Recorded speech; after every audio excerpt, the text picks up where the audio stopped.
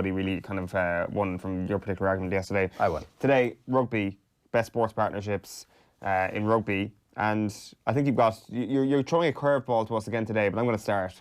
And I honestly think that when it comes to Irish sports partnerships, let alone rugby sports partnerships, Jonathan Sexton and Ronan O'Gara is actually kind of amazing.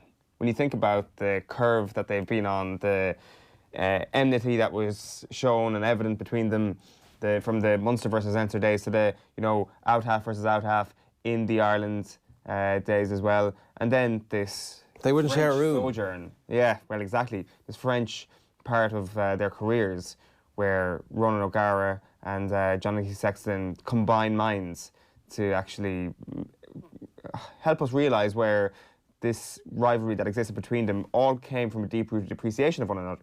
Now, we've got Ronan O'Gara talking about Sexton in the past quite a bit. We also have Sexton talking about Ronan O'Gara. Have a listen to this. What I learned, I learned so much from that campaign. Did you? Yeah. I needed to be more focused on myself for that World Cup. I was always looking over my shoulder, rather than just thinking about myself, getting myself right, getting my own performance right. I was half looking at him, saying how he was playing. And sure, it was hard because there was Rog cam every time you kicked. Yeah, it was tough. And again, what you learn from that, myself and Dave got together after that World Cup, and I said it to him. I said, there was a couple of kicks where I'm lining up and behind the posts, Rog is there. And he said, next time that happens in a game, I said, I want you to have him as your target. And he just put the ball right between his eyes. And it was a great sort of visualisation thing for me. So a bit surreal, though, that period with the rivalry. It was crazy, yeah. I hated... Part of me hated playing for Ireland because you feel like half the country are against you, and you're playing for Ireland, you're doing something that you dreamt of since you were a kid, and you think that when you play for Ireland, you're going to have the full support of the country and all that. But that's wishful thinking, you know what I mean? And people weren't making it pleasant. Yeah. Well, no, there was a lot of criticism. There was a lot of scrutiny. Yeah, exactly. Yeah. And obviously, because Roger was such a great servant to Irish rugby and so many games before me, so it made it difficult. The one thing that I find very interesting about these two characters in Irish rugby is that for a large part of their international careers, they were actually kind of untouched in the number 10 jersey. There was no one who was really there's a real threat to the jersey here. Obviously, Sexton becomes that guy for Ronan O'Gara.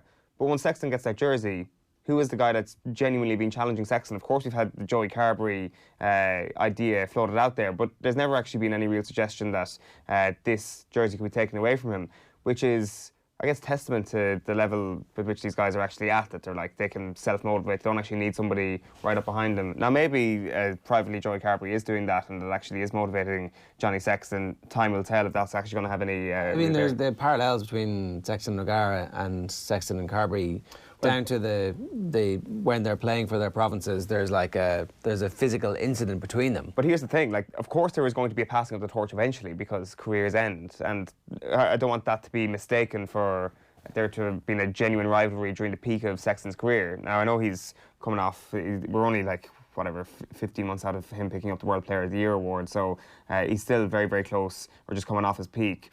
But maybe it will come to that. You look at the great Leinster-Munster games. What year was it when Sexton screamed down in Roger's face? That was 2009. So that's the 2009 semi-final. Yeah. We've obviously had a little bit of a semblance of that with... It looks worse than it is. No, it doesn't. With Sexton and... It's as bad as it looks. Sexton and Carberry in Christmas 2018 is obviously the closest thing we've got to that so far. So more of that, when Carberry's back from injury, screaming Sexton's face, and we might have a Sexton-Rog rivalry. Yeah, good effort, Owen, but unsuccessful today. Today's winning partnership is one of the stories of unrequited love, one of the great love stories, like William Butler Yeats and Maud Gonne, or Cyrano de Bergerac and Roxanne, or Milhouse and Lisa, or Adele and that guy who screwed around. Today, I'm talking, of course, about Ireland and the World Cup semi. If only we could get a semi, we'd be happy. We wanted to be one of the great love stories, us in World Cup finals, us in quarter-final wins, but instead, it's become a bit obsessive and stalkerish. First, it was 1987, we were just happy to be there, and the Rose of Tralee was our national anthem. Not great. Then 1991 was actually the very closest that we've ever got, when in Dublin, Gordon Hamilton went over in the corner, only for Rob Saunders to kick the ball back to the best back three in the world. That was as close as we've ever got in our entire history. Ralph Keyes head in his hands there as Michael Lynagh goes over in the corner, breaking Irish hearts. The eerie silence of Lansdowne Road, the silence that suggests that we truly understand the love that we're losing here. 1995, I can't even remember what happened there. 1999, Lons, and what we thought was at the time the lowest ebb, as Argentina, who the hell are they, beat us and didn't actually, I don't think we made it. It wasn't even a quarter-final. It was to get into, it was a quarter-final playoff, I think. 2003, France didn't even laugh at us as they swept us aside imperiously. They didn't like, they're like, who are you people? What are these pygmies we're forced to play this game against? 2007, didn't even get out of the group. Disaster. 2011, the second closest we've ever got. Only because we had Wales and we choked. Imagine that Welsh team. Oh, look at that. Mike Phillips and the Permatan. I don't even know if that's fake. I think that's just his, like, he's just blessed with good genes. He's tanned even in the darkest days of the dark valleys of Wales. That was the second closest we've ever got. 2015, the injury bug that we blame everything on. Oh, the injuries hit us, a bit of suspension. But actually, our defence against Argentina was rubbish. They just carved us apart. I mean, surely we should have known that this is what Argentina... They're going to go wide. Oh, watch the wide channels, lads. No, we didn't. And then 2019, Turning Japanese. Look up what that song was about. Very appropriate. So as I said, creepy and stalkerish and a bit needy, but hopefully someday the semi-finals and finals will take sympathy on us and give us whatever it is that lovers who give sympathy to people. Like, do you think that... The greatest partnership that never was. The unrequited love. There are many forms of love, I say, Owen, in this week of love. God, I don't know. Are they more interested in semi-final or are they more interested in final? Like, it's unrequited love of two different beings here. Like, is Ireland potentially using semi-final to get to final here? Because that could break semi-final's heart. I would be happy to be the one who is doing the breaking of hearts as opposed to... Better to be the breaker of hearts than the heartbroken.